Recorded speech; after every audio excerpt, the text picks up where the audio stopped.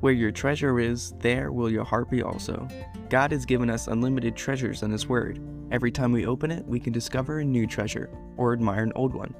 What will we find today? Here's Carla Early with Treasure Hunt in the Word.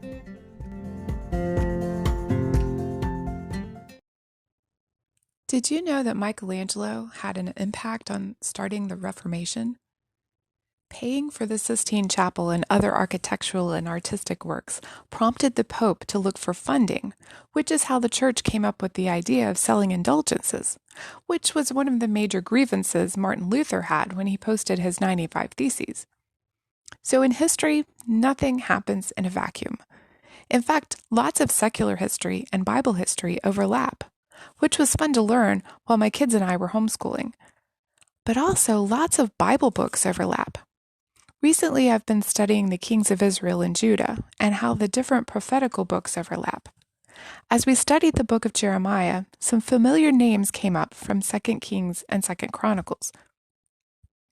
Jeremiah is recorded as the son of the priest Hilkiah.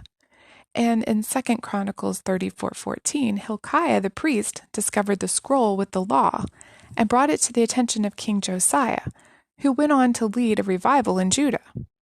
Now, if these two Hilkiahs were the same guy, that would mean Jeremiah and King Josiah probably grew up together.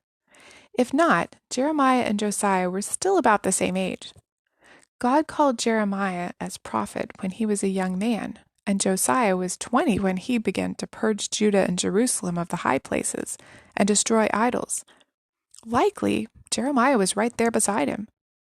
Jeremiah's ministry spanned the years from the rule of Josiah until after the Israelites ended up in captivity in Babylon. He even wrote a letter to those in Babylon, going against the false prophets and encouraging the people to continue their lives and flourish where God had put them. During his long ministry, Jeremiah not only had contact with the kings of Judah, but he most likely knew the family of Daniel, since it records that Daniel was of noble birth.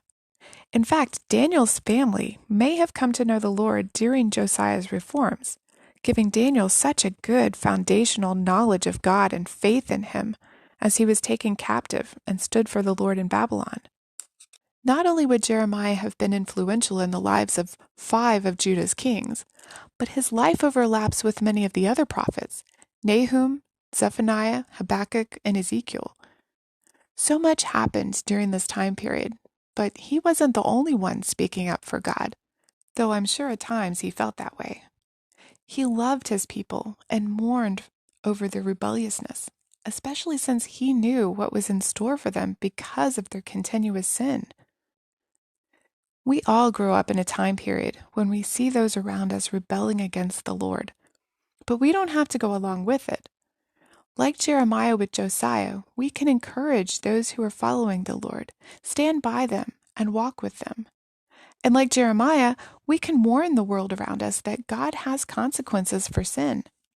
We're not living in a vacuum either. But what's going on in our world isn't new. How is our culture and our world affecting you? How are you affecting it? You can contact us at treasurehuntintheword@gmail.com. We'd love to hear the treasures God has given you through His Word. You can listen to other episodes at our website, which you can find in the description below. Thanks for listening, and remember, where your treasure is, there will your heart be also.